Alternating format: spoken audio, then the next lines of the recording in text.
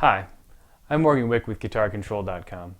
I've got a cool idea for you today that takes some bar chords and turns them into jazz chords. So let's take a look at it.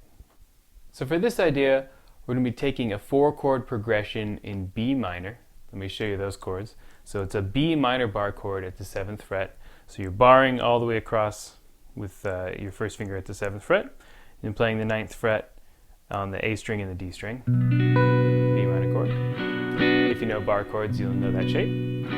The next chord is a G major chord. That's on the 3rd fret. You're barring all the way across there. 5th fret on the A string and D string, and 4th fret on the G string. Then we have an E minor chord, that's just in an open position, and then back to the G. So that looks like this.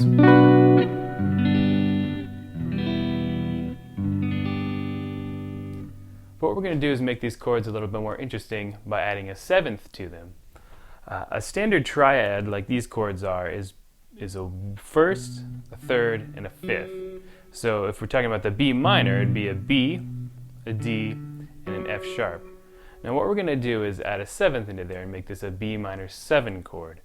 All we're going to do that is, with our bar chord shape, lift up the pinky so that then we have the 7th fret on the D string. That's in note A, which is the 7th of the chord, so you get this shape instead.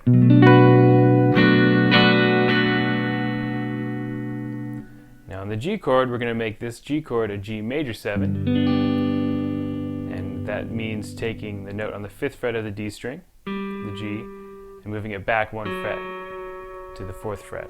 So you're going to have to adjust the shape a little bit, which fingers you're using in this shape, so move like this.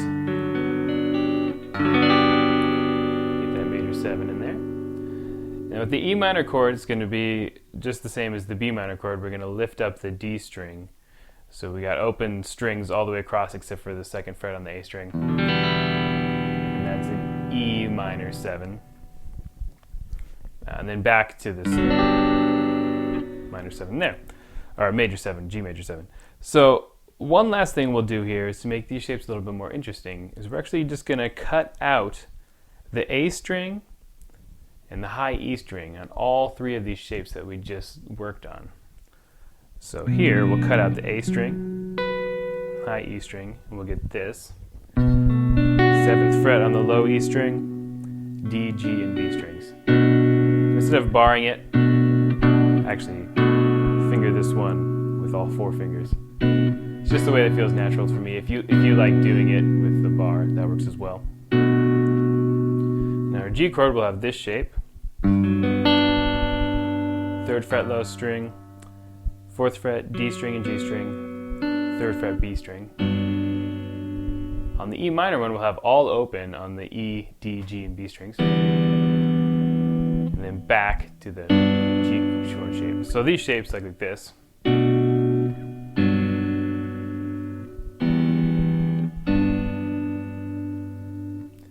These are nice shapes, and when you're playing with a band and things like that, you don't necessarily need to do full bar chords. Sometimes it's just too many notes. So eliminating a few gives you a chord that actually breathes a little bit more. It doesn't have so much going on. They sound a little bit nicer, even by yourself.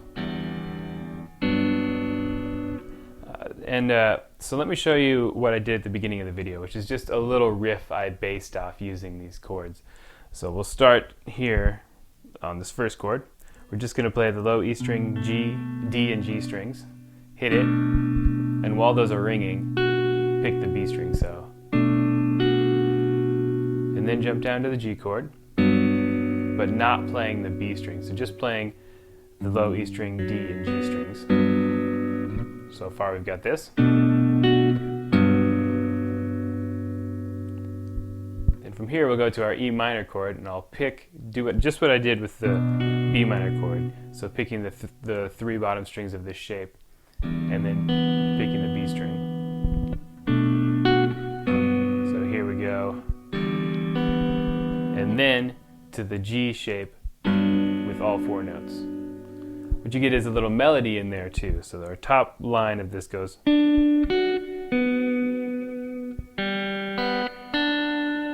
can hear that in this chord progression.